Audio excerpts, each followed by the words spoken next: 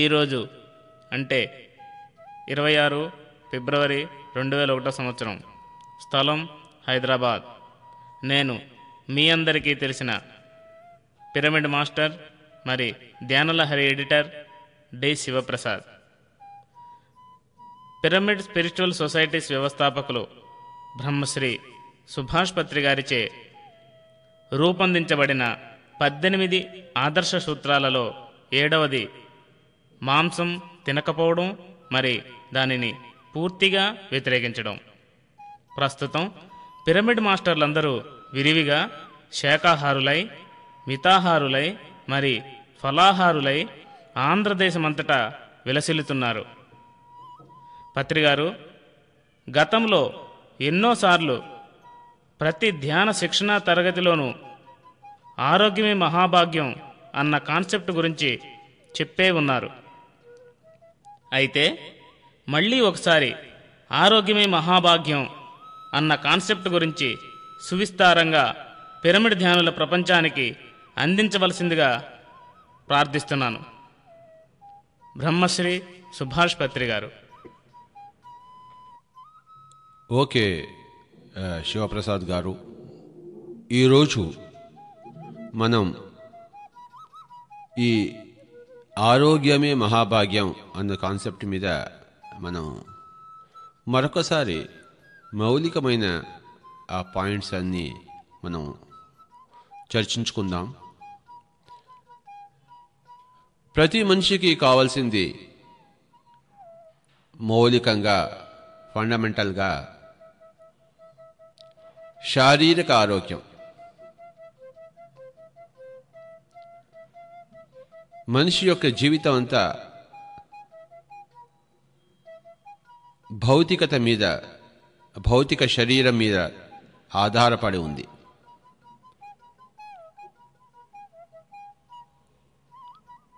భౌతిక శరీరంగానే మానవుడు ఇక్కడ విలసిల్లుతున్నాడు. కనుక ఈ భౌతిక శరీరం ఎప్పుడు ఆరోగ్యంగాను, శక్తివంతంగాను, చురుకుగాను ఉంటేనే మరి మానవుడి యొక్క జీవితం హాయిగా, ఆనందంగా, సుఖంగా ఉంటుంది.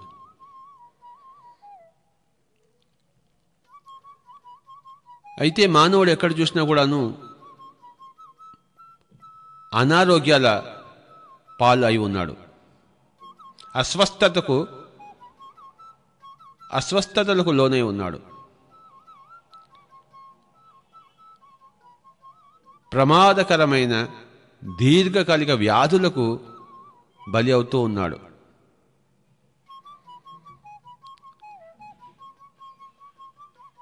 తొందరగా ముసలితనానికి గురి అవుతున్నాడు.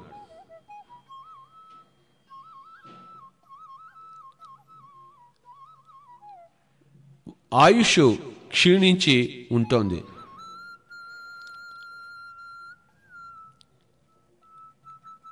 వీటన్నిటినీ కూడాను మానవులు ఎదుర్కోలేకుండా ఉన్నారు. సరి అయిన అవగాహన లేక ఇన్ని అవస్థలు, ఇన్ని తిప్పలు.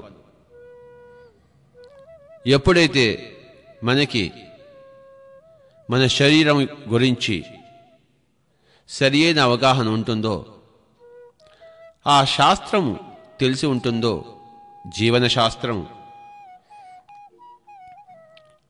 అంటే జీవించే విధానం, అసలు ఈ భౌతిక కాయం అంటే ఏమిటో ఎప్పుడైతే మనిషికి తెలుసుంటుందో అప్పుడు అద్భుతంగా తన ఆరోగ్యాన్ని తాను పరిరక్షించుకుంటూ, పెంపొందించుకుంటూ శక్తివంతంగా తనకు తాను ఉండగలడు. ఎన్ని సంవత్సరాలైనా, ఎన్ని యుగాలైనా బతకగలడు. కనుక ఎంతో అద్భుతంగా ఉండవలసిన భౌతిక జీవితాన్ని ఒకంత శాస్త్ర అజ్ఞానం మూలాన, ఒకంత సోమరితనం మూలాన, ఒకంత అహంకారం మూలాన మరి జీవితాన్ని నరకప్రాయం చేసుకుంటున్నాడు. స్వర్గతుల్యం కావలసిన ఈ భౌతిక జీవితాన్ని నరకప్రాయం చేసుకుంటున్నాడు మానవుడు. కనుక ఈరోజు మనం ఈ భౌతిక జీవితం ఎంత అద్భుతంగా ఉండవచ్చు, ఈ భౌతిక కాయం ఎంత అద్భుతంగా ఉండవచ్చు, ఎంతైనా ఈ భౌతిక కాయంలోంచి మనం జుర్రుకోవచ్చు ఆనందాలను అన్న విషయాలను మనం పూర్తిగా పరిశీలిద్దాం. అసలు భౌతిక కాయం అంటే ఏమిటో తెలుసుకోకుండా మనం భౌతిక కాయం యొక్క ఆరోగ్యం గురించి, ఆ జీవనం గురించి మనం తెలుసుకునే మార్గమే లేదు, మాట్లాడుకునే హక్కే లేదు. ఈ భౌతిక కాయం అనేది ఈ యాటమ్స్, మాలిక్యూల్స్ యొక్క సముదాయమే, అంతకు మించి ఏమీ లేదు.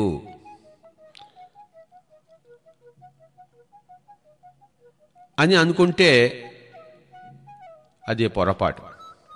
ఈ భౌతిక కాయానికి మూలం ఈ యాటమ్స్, ఈ అణువులు, పరమాణువులు, మాలిక్యూల్సే కాదు. దీని వెనకాతల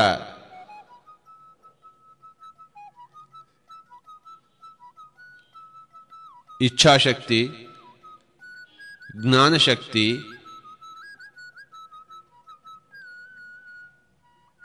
క్రియాశక్తి, ఇలాంటి ఎనర్జీ రూపకమైన బ్యాక్గ్రౌండ్ ఎంతో ఉంది.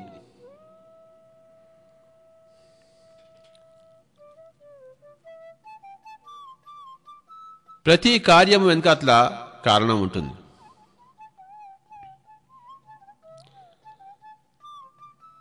ఒక ఇల్లు కట్టాలంటే ముందు ఒక ప్లాన్ గీయాలి, ఒక కాగితమైన ప్లాన్ ఉంటుంది.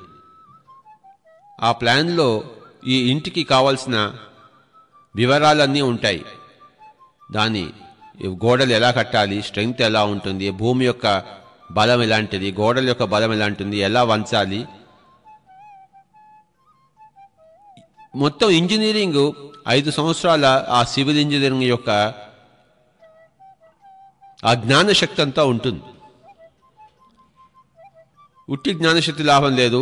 తర్వాత ఇల్లు కట్టాలంటే ఎంతో విల్ పవర్, ఇచ్ఛాశక్తి ఉపయోగించాలి. తర్వాత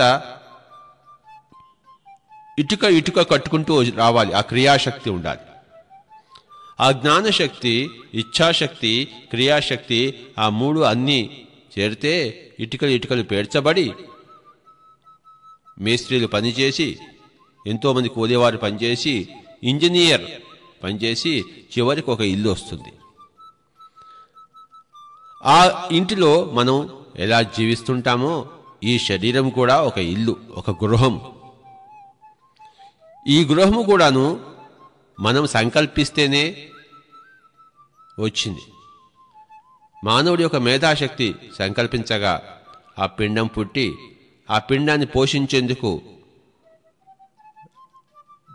ప్రతి క్షణాన ఎంతోమంది మరి ఆ యొక్క శరీర దేవతలు పనిచేయగా శరీరం యొక్క నిర్మాణం జరిగింది. మన సూక్ష్మ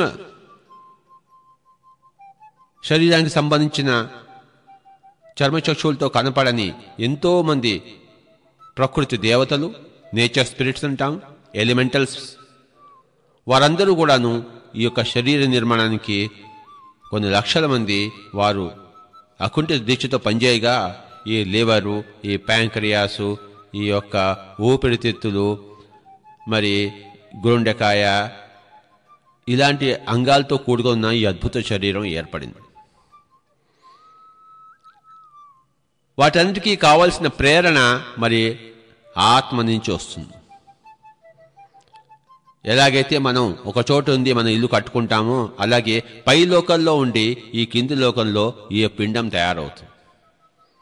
మనం తయారు చేసుకుంటాం, అందులోనే మళ్ళీ మనం ప్రవేశిస్తాం. అంటే ఈ శరీరం తయారు చేసేటప్పుడు దాని వెనుకట్ల ఎంతో తతంగం ఉంది. ఆ తతంగం అంతా ఉన్న మీదటే మరి శరీరం తయారవుతోంది. శరీరం తయారైనా మళ్ళీ ఆ ఆత్మ వచ్చి చేరకపోతే శరీరం నిలవటం లేదు. ప్రాణ ప్రతిష్ఠ జరగాలి. ఎలాగైతే దేవాలయంలో విగ్రహాలన్నీ తయారు చేసినా కూడాను మలిచినా కూడాను మరి ఆ ప్రాణ ప్రతిష్ఠ జరగకపోతే, ఆ ప్రారంభోత్సవం జరగకపోతే ఆ దేవాలయము మనకి ఎలా ప్రజలకు ఉపయోగానికి ఇవ్వబడదో అలాగే దేహం తయారంత కూడా మళ్ళీ ఆ తయారు చేసిన ఆత్మ మళ్ళీ అందులో రావాలి. తాను అందులో వచ్చి అప్పుడు ఊపిరితో మొదలవుతుంది ఈ శరీరం యొక్క ప్రారంభం.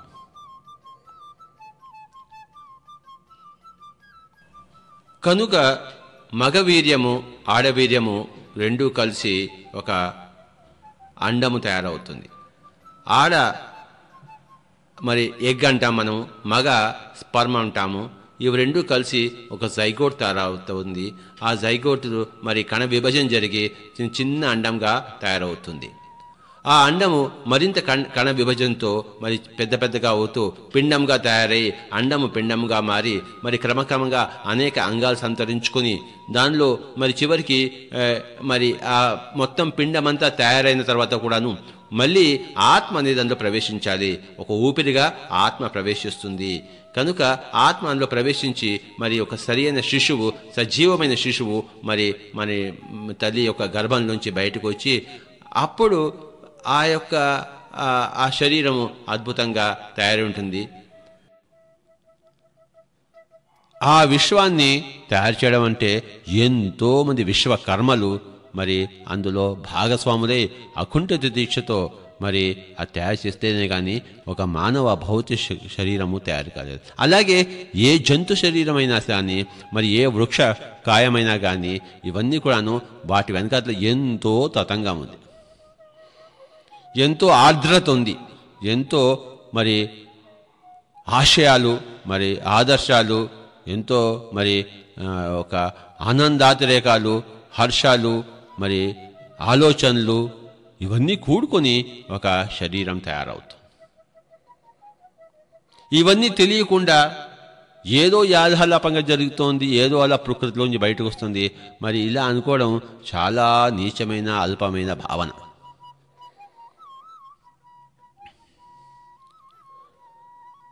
ఎవరికైతే దివ్య దృష్టి ఉంటుందో వారంతా కూడాను ఈ ప్రకృతి ఆత్మలు అంటే నేచర్ స్పిరిట్స్ని, పురుషాత్మలు అంటే మరి ఈ ఊపిరి పోసే ఆత్మను వీటన్నిటినీ చూడగలుగుతారు.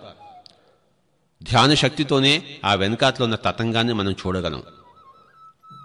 సగటు మానవుడికి ఏమీ తెలియదు.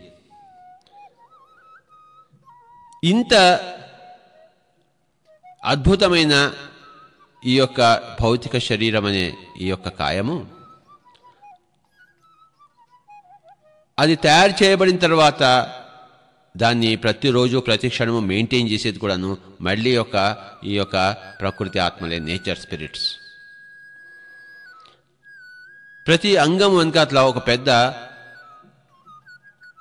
Field force, work force. ఒక ఫ్యాక్టరీలో కార్మికులు పెద్ద ఎలా సంఖ్య ఉంటుందో ప్రతి అంగంకి అలాంటి సంఖ్య ఉంటుంది. అలాంటి మేనేజర్లు ఉంటారు, అలాంటి వర్కర్స్ ఉంటారు. ప్రతిరోజు వాళ్ళు పని చేస్తుంటేనే ఈ శరీరం నిలుస్తుంది. ఫ్యాక్టరీలో కేవలం రా మెటీరియల్స్ కాదు, ఫ్యాక్టరీలో పనిచేసే వర్కర్స్ అయిపోయినా ఫ్యాక్టరీ ఆగిపోతుంది. ఆ రా మెటీరియల్స్ మన నోట్లోంచి మనం పంపిస్తున్నా, మన ఫుడ్ మనం నోట్లోంచి పంపిస్తున్నా అక్కడ పనిచేసేవాళ్ళు లేకపోతే ఏది జరగదు. కనుక ఆ ఫ్యాక్టరీ నిర్మాణం ఉంటుంది, ఆ ఫ్యాక్టరీ పనిచేసే వర్కర్స్ కార్మికులు ఉంటారు, ఫ్యాక్టరీకి పనిచేయడానికి కావాల్సిన ముడి పదార్థాలు ఉంటాయి. మరి ఆ తర్వాత ఫ్యాక్టరీని అంతటిని పర్యవేక్షిస్తున్న ఓనర్ అయిన ప్రొపరేటరు ఉంటాడు. ఇన్ని తతంగాలు ఉంటాయి. రకరకాల మేనేజర్స్ ఉంటారు, white collar workers, blue collar workers, managers, proprietors, raw materials, మనం నోట్లోంచి పంపించే ఆ యొక్క ప్రోటీన్స్, కార్బోహైడ్రేట్స్, ఫ్యాట్స్, మరి ఇవి రా మెటీరియల్స్. ఆ రా మెటీరియల్స్ని ఈ శరీరం అనే కార్ఖానాలో వాళ్ళంతా పనిచేసి ఆక్సిడైజ్ చేసి గొప్ప శక్తిని తీసుకొచ్చి ఆ శక్తి ద్వారా మళ్ళీ ఈ శరీరము నడపబడుతూ ఉంటుంది. ఇది ఈ భౌతికత వెనకాతలో ఉన్న ఆధ్యాత్మికత. భౌతిక నిర్మాణంలోనే ఆధ్యాత్మిక ఆ యొక్క నిర్మాణం ఉంది. బయటికి కనపడేది భౌతికము, లోపలంతా నిండి ఉన్నది ఆధ్యాత్మికం. కనుక ఈ భౌతిక కాయ నిర్మాణానికే ఇంత ఆధ్యాత్మికత ఉన్నప్పుడు భౌతిక జీవితానికి, అంటే పుట్టినప్పటి నుంచి చచ్చిపోయేంత వరకు మనం జీవిస్తామే భౌతిక కాయాన్ని ఉపయోగించుకుని, మరి ఆ భౌతిక జీవితానికి ఎంత ఆధ్యాత్మికత, నిగ్రహము, జ్ఞానము, శక్తి లేకపోతే మరి ఆ భౌతికము సరిగా జీవిస్తాం చెప్పండి. కనుక కేవలం ఆధ్యాత్మిక జ్ఞానంతోనే, విజ్ఞానంతోనే ఈ భౌతిక కాయంలో మనం అత్యద్భుతంగా ఎంతకాలం అంటే అంతకాలం జీవించగలము. ఎప్పుడైతే ఆధ్యాత్మిక జ్ఞానము, విజ్ఞానం లోపించిందో ఈ భౌతిక కాయంని, ఇంత అద్భుతమైన భౌతిక కాయన్నా సరే ఎంతో క్షీణింపజేసుకుని, చేజేతులారా పాడు చేసుకుని 20 సంవత్సరాలు 30 సంవత్సరాల్లో ఆ శరీరాన్ని క్షీణింపజేసుకుని మరి ఎంతో రోగగ్రస్తులై మనము ఎంతో మరి వ్యాధులు తెచ్చుకుని మనము దీన్ని పాడు చేస్తున్నాము. తొందరగా భౌతిక కాయం వదిలిపెట్టుకుంటున్నాము. మళ్ళీ కొత్త భౌతిక కాయల కోసము ఏడ్చుకుంటున్నాము చనిపోయిన తర్వాత. కనుక భౌతిక ఈ కాయ నిర్మాణానికే గొప్ప ఆధ్యాత్మిక రంగము, విజ్ఞానము, శాస్త్రము, బలగము ఉంది. తెర వెనకాతల భాగవతం ఎంతో ఉంది.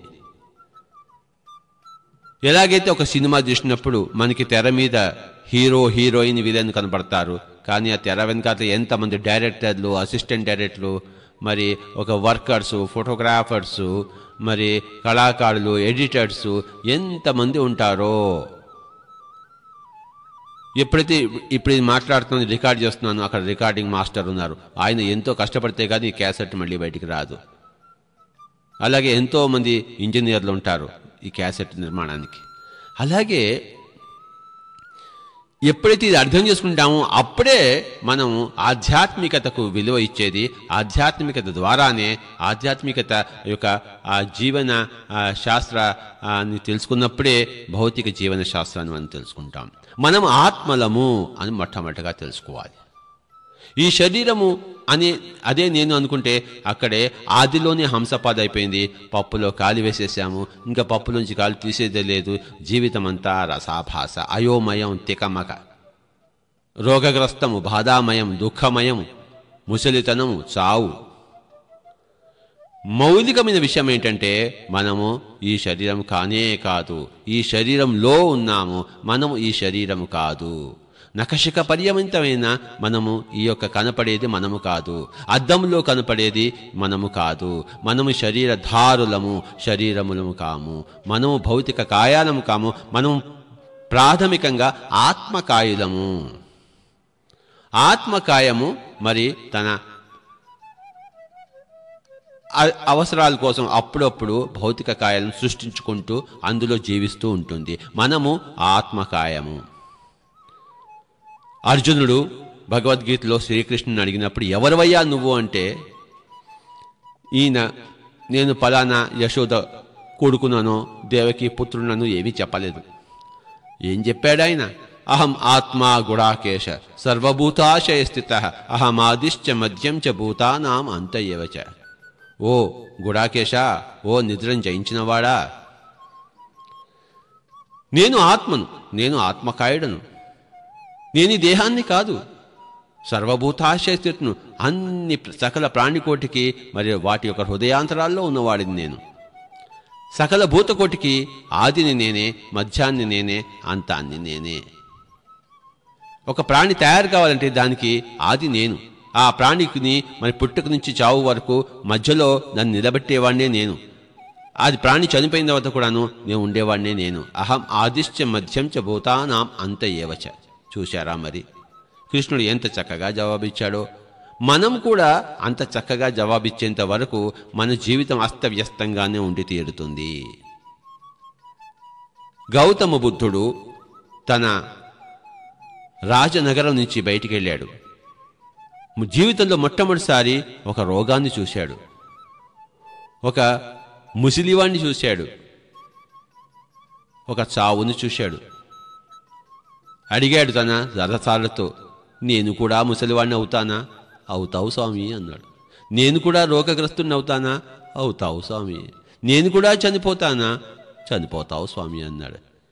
వెంటనే ఆయన వెనక్కి తిప్పు, బండిని తిప్పు, నేను చూడవలసింది అయిపోయింది. వీటి నుంచి నన్ను నేను రక్షించుకోవాలి. నాకు ఈ చావు, ముసలితనము ఇవన్నీ లేకుండా ఎలా చేసుకోవాలి అని ఆయన ధ్యాన మార్గాన్ని చేపట్టాడు. ఎక్కడెక్కడో తిరిగాడు, కానీ అసంపూర్ణమైన ఆ ఆధ్యాత్మిక జ్ఞానాన్ని తాను సంపూర్ణంగా అభ్యాసం చేసి అది అసంపూర్ణమైన ఆధ్యాత్మిక జ్ఞానం అని తెలుసుకుని తాను స్వయంగా అద్భుతమైన ఆధ్యాత్మిక విజ్ఞానాన్ని కనుక్కున్నాడు. అద్భుతమైన ఆనాపానసతి ధ్యానం ద్వారా, శ్వాస మీద ధ్యాస ద్వారా తను మూడవ కన్ను తెరుచుకొని తాను ఈ శరీరం కాదు అని తెలుసుకున్నాడు. పుట్టక ముందు కూడా తాను ఉన్నానని తెలుసుకున్నాడు. మరి చనిపోయిన తర్వాత కూడా తాను ఉన్నానని తెలుసుకున్నాడు. ఆ తానే మధ్యలో కూడా ఉంది, ప్రాణ ప్రతిష్ఠ చేస్తోంది. తానే ఆ ప్రాణము, ఆ ప్రాణమే తాను, ఆ ఎనర్జీ తాను అని తెలుసుకున్నాడు. కనుకనే దుఃఖ విముక్తుడయ్యాడు. దుఃఖ విముక్తికి మార్గం కనుక్కున్నాడు. రోగ విముక్తికి మార్గం కనుక్కున్నాడు.